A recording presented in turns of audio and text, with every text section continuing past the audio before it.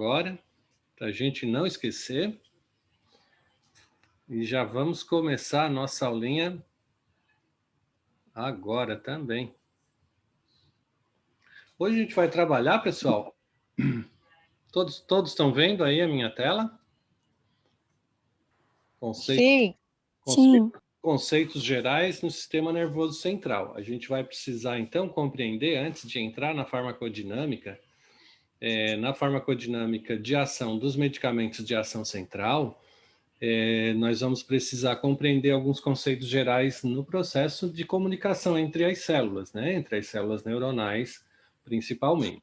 Dentro desse conceito, nós precisamos conhecer, então, como as células se comunicam, como elas conversam umas com as outras.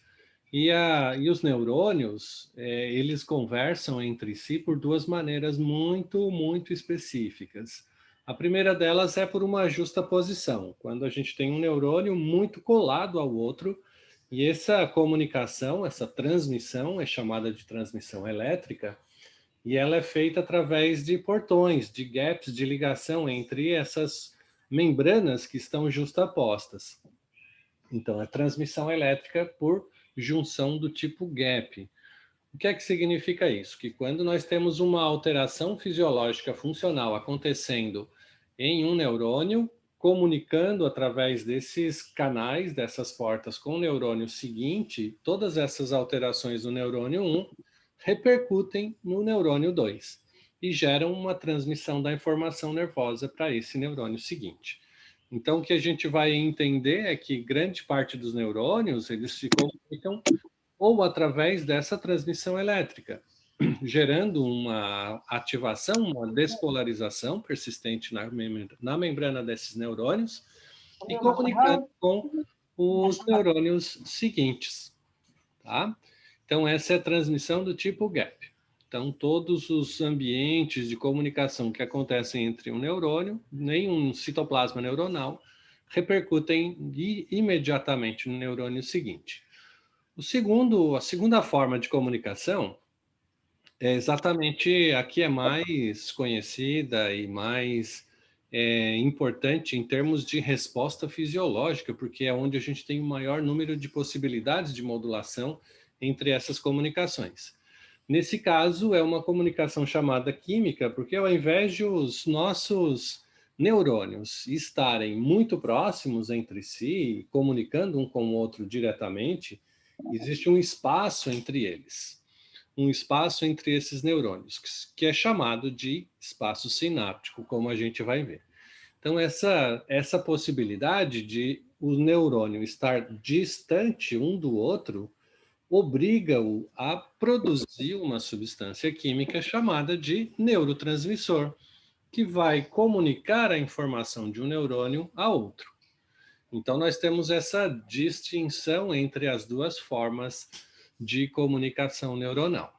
Então, quando a gente está estabelecendo uma comunicação elétrica, aqui a gente visualiza as duas membranas dos neurônios, neurônio 1 e neurônio 2, que estão ligadas entre si por poros de ligação, e esses poros de ligação, eles comunicam tudo o que acontece, então, entre esses dois neurônios. São duas células ligadas por junção do tipo gap, sem mediação de neurotransmissores. Nesse caso, tudo que acontece em uma célula 1 repercute imediatamente na célula 2. Beleza? O segundo modelo é esse que a gente estava conversando, então, que é a transmissão química. Por que a gente precisa saber disso efetivamente? Porque a grande parte dos nossos medicamentos, especialmente os de ação central, eles vão interagir diretamente nesse sistema para garantir que as alterações patológicas que são geradas nesse processo de neurotransmissão, elas possam ser resolvidas pelo agente químico. Vamos tentar aqui tirar o som do pessoal que tá ainda com o som aberto, para não interferir. Beleza. Então vejam bem, quando a gente está falando de transmissão química, nós estamos conversando de um mecanismo capaz de comunicar um neurônio pré-sináptico, ou neurônio 1, com um neurônio pós-sináptico chamado de neurônio 2. E essa intermediação, essa comunicação é feita pelo neurotransmissor. Neurotransmissor que obrigatoriamente deve ser produzido no neurônio pré-sináptico, no neurônio 1. Então, ele é produzido, sintetizado, estocado e fica reservado até o momento em que a célula precisa comunicar essa informação química à célula seguinte. Então, nesse momento, acontece o que a gente chama de exocitose.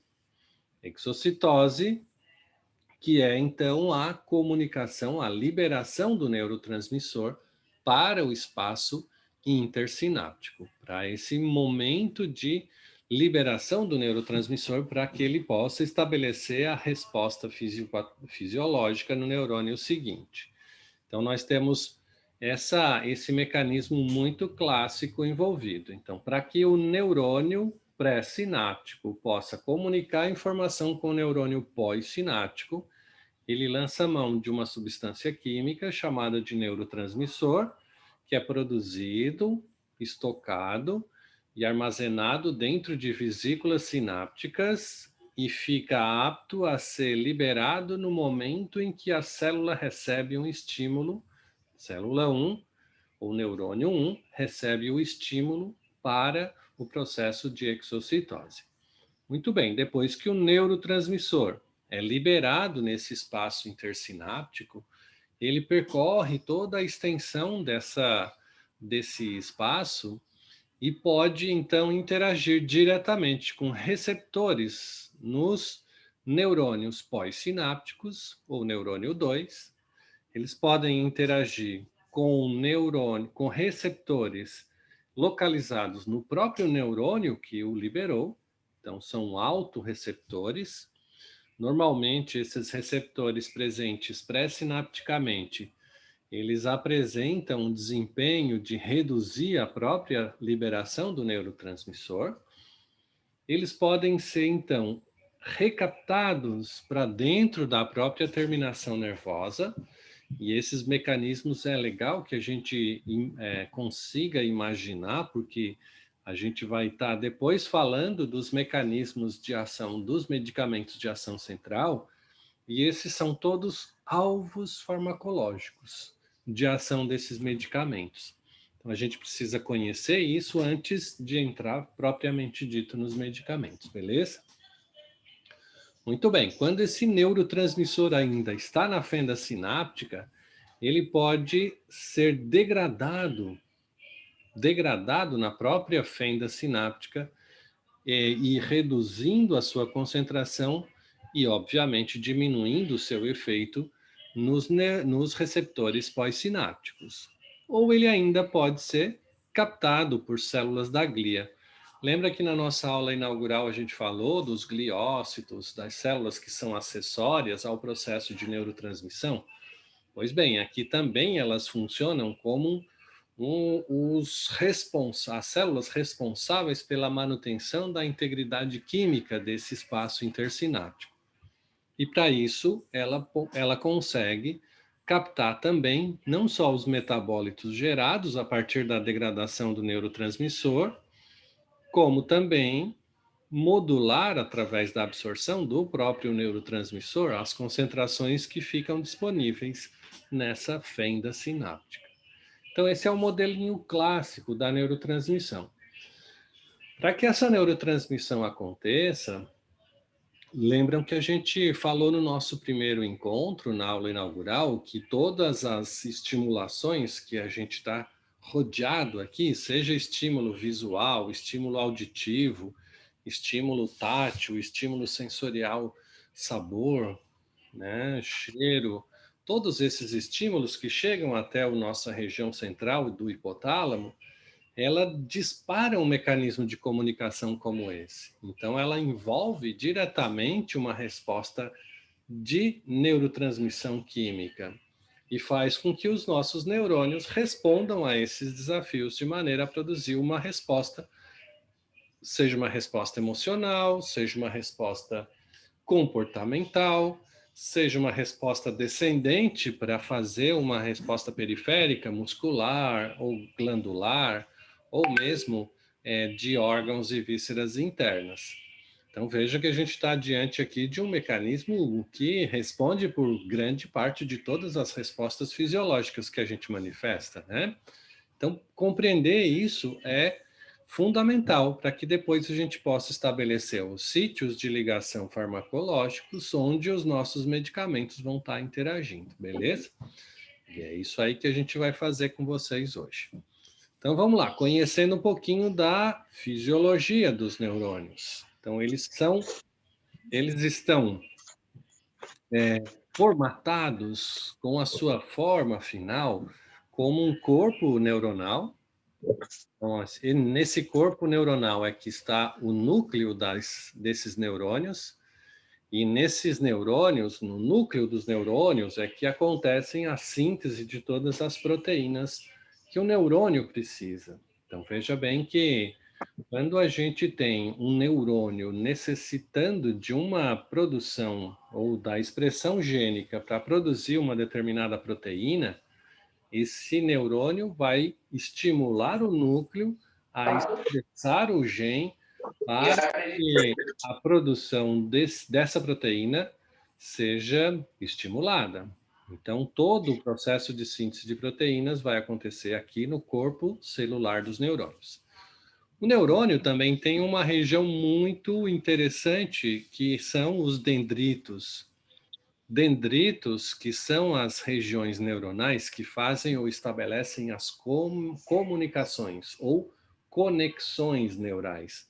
Lembra que a gente falou que quando a gente tem um estímulo repetido, um estímulo que se repete com intensidades variáveis, mas que sejam o mesmo estímulo, e a cada estímulo repetido, a gente mantém aqui um nível de comunicação entre neurônios que são afins. E aí a gente estabelece uma conexão, uma via de comunicação interneuronal, que é feita através dessas regiões dendríticas. Então, quanto mais repetição da mesma coisa a gente tem, tanto maior é o número de conexões dendríticas estabelecidas entre os neurônios. E veja que como a gente tem regiões muito diferentes, responsáveis por funções diferentes dentro do nosso sistema nervoso central, quando a gente estabelece um mecanismo de conexão, a partir de um neurônio que recebeu o estímulo visual, auditivo, sensitivo, periférico, que chegou até esse neurônio, quando esse estímulo gera repetidas vezes, nós temos a conexão neural para aquele evento. E agora,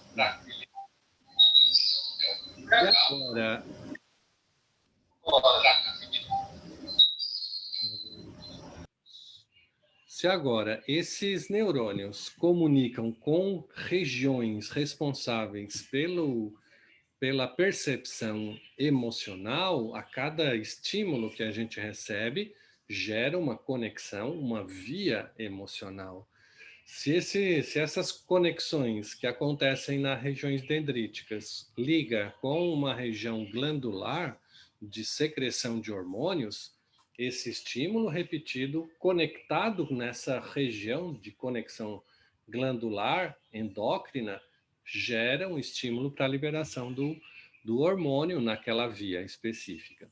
Então é uma região muito interessante. Dizem os cientistas, e eu creio nisso também, que quanto maior o número de conexões dendríticas que um neurônio estabelece com outros neurônios, é proporcional ao grau de capacidade de resolução de problemas, ou de armazenamento de memória, ou de produzir uma resposta mais adaptativa do indivíduo às necessidades do seu próprio corpo em relação ao meio. Então vejam que isso é a capacidade de gerar inteligência, né? Então, quanto mais conexões, mais inteligente a pessoa é. mais a inteligência neuronal se estabelece através dessas conexões. A gente tem uma outra região também bem legalzinha do neurônio, que é chamado de axônio. Axônio é toda essa extensão do neurônio que leva até um tecido específico, onde ele vai se comunicar, onde ele vai estabelecer uma ligação mais direta com outros neurônios, ou com outras células, como, por exemplo, o sistema endócrino com glândulas. Então, a outra célula vai poder ser um outro neurônio, pode ser uma glândula ou pode ser um músculo. Então, dependendo do tipo de conexão, nós vamos ter uma conexão neural entre dois neurônios, uma conexão neuroendócrina, quando a gente tem uma comunicação entre o neurônio e uma glândula. Pode ser uma conexão do tipo neuromuscular, quando a gente tem uma conexão entre o neurônio e um músculo. Veja que sempre tem o neurônio como elemento-chave para produzir a liberação do neurotransmissor, né? Joia. Então vejam só, agora quando a gente tem essa estrutura chamada de axônio, é o axônio que liga o corpo neuronal, ou seja, todos esses estímulos que chegam até o corpo do neurônio e que levam esse estímulo através dessa região axonal até uma região especializada do neurônio chamada de terminação nervosa. Terminação nervosa ou terminação axonal é onde efetivamente aqui os nossos neurotransmissores vão estar localizados para a comunicação interneuronal. Olha que legal isso, porque agora a gente tem uma rede de conexões neurais que são dendríticas, que comunicam as informações com o corpo neuronal, e esse corpo neuronal leva essa informação através do axônio até as terminações nervosas, e lá promovem a liberação do neurotransmissor. Muito louco isso, né? E aí esse neurotransmissor leva essa informação para as regiões pós-sinápticas, que pode ser um outro neurônio, que pode ser uma glândula ou que pode ser um músculo. O fato é que o neurotransmissor é liberado para que esse tecido responda adequadamente à informação percebida pelo neurônio. Show, né? Isso, que legal isso, porque a gente consegue assim compreender como é que o nosso músculo responde ao meu desejo de que ele contraia. As nossas glândulas salivares respondem à percepção do cheiro da comida. Então a gente tem ali a percepção do odor de uma comida gostosa, já começa a salivar. Olha, está estimulando uma glândula a produzir através desse mecanismo. A gente tem, por exemplo, uma conexão neural. Quem escuta uma música legal, uma música romântica e que lembra de alguém querido, então aquele som produziu uma resposta que está ligada a uma conexão neural emocional, e essas conexões emocionais geram um comportamento através da liberação de neurotransmissores lá nas regiões do sistema límbico, onde controla todas as emoções. Então, gente, conhecer a fisiologia antes que a gente entre na farmacologia é essencial, tá? Porque a gente vai estar, claro, se alguém tem um distúrbio emocional, eu preciso conhecer qual é a via, qual é a rota bioquímica ou as conexões que estão envolvidas na produção daquele sintoma, porque conhecendo isso, eu consigo intervir diretamente na resposta fisiológica que eu vou precisar usar como artifício terapêutico, né? Uma substância química para corrigir esses potenciais. Então, na região final desses neurônios, quando a gente fala de terminação nervosa, veja que a gente está se referindo a essa parte específica do neurônio, ele conecta dessa maneira, é aqui nas terminações nervosas, onde a gente vai encontrar a maior probabilidade de liberação do neurotransmissor, ou seja, onde acontece a exocitose. Então, é nessa região específica da terminação nervosa que o neurotransmissor é liberado. Mas por que será? O que tem de diferente aqui dessa região que não tem em outras regiões do neurônio? Porque os neurotransmissores se concentram todos nessa região da terminação nervosa. E o que tem aqui que não tem nas outras regiões? Vamos dar uma olhadinha. Essa região chamada, então, de terminação nervosa, ela ainda tem uma sub-região muito especializada. E é nessa região muito especializada que é chamada de zona ativa. Zona ativa que tem, então, um conjunto de canais, chamado canais de cálcio do tipo N. E é nessa região da zona ativa, da terminação nervosa, que a gente vai encontrar, então, a grande concentração desses canais de cálcio do tipo N.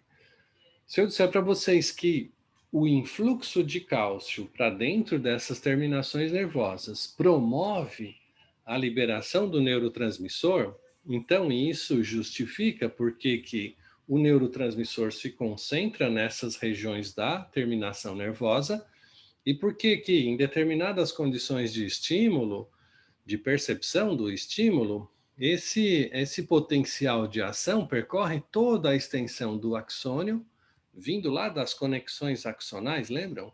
E percorre toda a extensão do axônio e chega até essas terminações nervosas na região da zona ativa. E aí ativam um canal de cálcio do tipo N.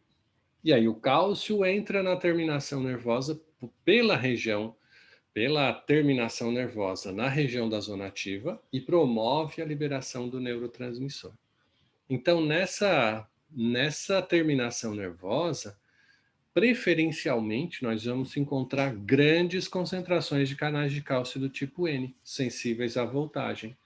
Olha que legal, porque daí se tu tens um estímulo do neurônio gerando uma voltagem, um potencial de ação axonal, ele vai fatalmente gerar um influxo de cálcio e gerar a liberação do neurotransmissor. Outra coisa que é importante que a gente conheça aqui é que é nessa região da zona ativa que a gente tem uma grande concentração também de proteínas, proteínas de ancoragem vesicular. Olha só, a gente tem a terminação nervosa, tem a vesícula contendo o neurotransmissor, e para que esse neurotransmissor possa ser liberado no momento em que ele se funde, ele vai interagir, ele vai interagir diretamente com essas membranas da terminação nervosa. E aí se estabelece uma ligação direta entre os elementos que são contidos na proteína, nas proteínas que são contidas na região da vesícula sináptica, com as proteínas que estão contidas nessa região da terminação nervosa, na zona ativa. E aí a ligação forma um poro de fusão, onde o neurotransmissor é capaz agora de, estando aqui na terminação nervosa, ser liberado para o espaço intersináptico. Então, ele forma o que a gente chama de interface com outras células através da formação de poros de fusão. Então, esses poros, eles repercutem na liberação do neurotransmissor, sempre que há uma migração da vesícula em direção à terminação nervosa.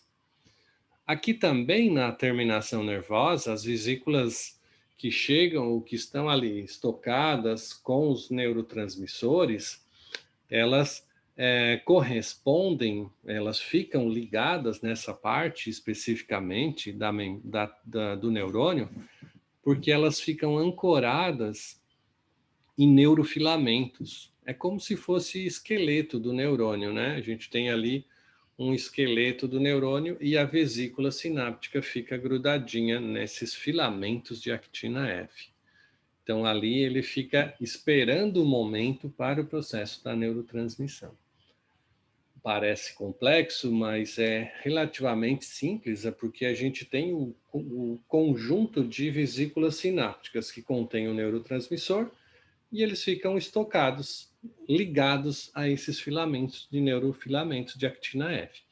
E aí, quando tem o estímulo para a resposta de liberação do neurotransmissor, entra o cálcio desacopla a ligação da vesícula sináptica com os filamentos de actina F e permite que a vesícula migre em direção à região da zona ativa, para que se estabeleça um poro de fusão e a liberação do neurotransmissor no espaço intersináptico.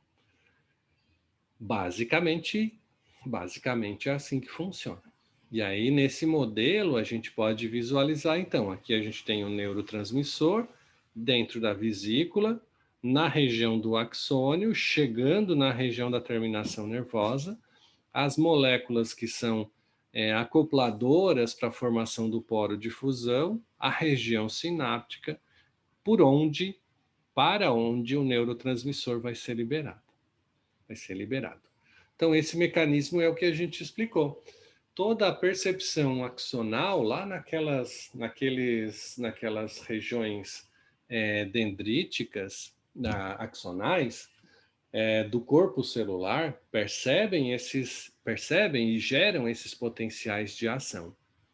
Então, esse potencial transportado até a região do axônio, pela região do axônio até a terminação nervosa, ativa os canais de cálcio.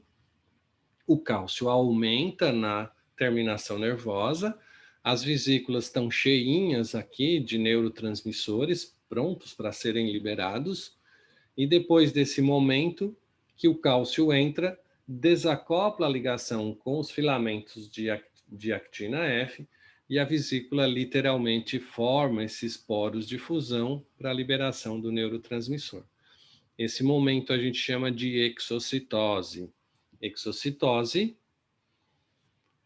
que é a quarta pergunta da primeira prova, o que é exocitose? A exocitose é a liberação do neurotransmissor na fenda sináptica. Esse neurotransmissor interage diretamente com os receptores pós-sinápticos e, com isso, promove uma resposta excitatória ou inibitória, dependendo do tipo de neurotransmissor que está sendo liberado. É o que a gente vai ver mais daqui a pouquinho mais para frente. Tá? Então vejam que a gente está falando aqui de um mecanismo de controle fisiológico da liberação do neurotransmissor em resposta aos estímulos percebidos lá no sistema nervoso central. E aí esse controle de liberação, de percepção e de liberação, está diretamente relacionado a qual resposta eu preciso transmitir, qual informação eu preciso transmitir para as células seguintes, que estão ligadas a esse conjunto de resposta fisiológica. Imagina assim, a gente está agora no momento em que eu preciso ter foco, atenção e cuidado na absorção desses conhecimentos. Eu vou liberar um neurotransmissor que é excitatório, que vai aumentar a transmissão sináptica, para que eu possa ter foco, atenção e possa captar o máximo de informação que eu puder nesse primeiro momento. Então, já está acontecendo no cérebro de vocês a liberação de neurotransmissores excitatórios. A gente vai depois estudar cada um deles para saber onde vai poder intervir diretamente na farmacologia dos medicamentos. Então, para que a gente possa compreender uma resposta fisiológica, a gente precisa conhecer quais estímulos desencadeiam essas respostas e quais neurotransmissores são capazes de promover a estimulação dos receptores nos tecidos para a geração daquela resposta específica. Então, a gente vai ter neurotransmissores excitatórios, neurotransmissores inibitórios. Se eu preciso promover uma resposta relaxante, se eu estou escutando uma música calma, um aroma de lavândula officinalis, estou cheirando aquele cheirinho de lavanda que é calmante, sedativo, ou eu estou com uma intensidade luminosa muito baixa, com um sonzinho calmo, ou estou muito cansado, qual é o neurotransmissor que a minha percepção vai estimular para liberar? neurotransmissores inibitórios. E aí a gente vai ver, neurotransmissor inibitório é GABA, ácido gama-aminobutírico. Ah, não, eu preciso estar ligado, eu preciso estar acordado, eu vou ter que liberar neurotransmissores excitatórios. Quais são os principais? Glutamato, noradrenalina, serotonina. Ah, eu preciso me interagir com o ambiente para prepará-lo, preparar o nosso organismo para uma adequação ambiental. Eu preciso liberar dopamina. Então, dependendo da resposta que eu preciso fazer no meu corpo, eu vou estabelecer a partir das percepções a liberação de determinados neurotransmissores específicos. Tá bom? Então, a gente vai encontrar aqui um conjunto de neurotransmissores que vão controlar o processo de todos os comandos mentais. Memória, controle autonômico, todas as respostas biológicas que constituem o ser humano. Tá joia? A gente tem um breakzinho rápido para que vocês possam metabolizar essas informações. A gente volta na mesma sala, tá? Com o mesmo link. Daqui a pouquinho, enquanto vocês tomam uma água, dão uma relaxada e dão uma pensada nas perguntas. E a gente volta, então, em seguida, com a nossa próxima aula. Beleza? Dúvidas até agora? Quanto tempo de intervalo, professor? 5 minutinhos, só para a gente levantar, Sim. tomar uma aguinha. Então tá. É o tempo de sair dessa sala e voltar para a sala seguinte, porque como eu estou na minha pessoal, a gente tem 40 minutos do Zoom. Então, a gente organizou os grupos de aula para fechar 40 minutos. A gente tem ainda 30 segundos, então dá para organizar essas respostas e depois voltar na mesma sala, tá joia? Tá bom. Beleza, gente. Então, nos vemos em 5 minutinhos, tá bom? Beijo para vocês.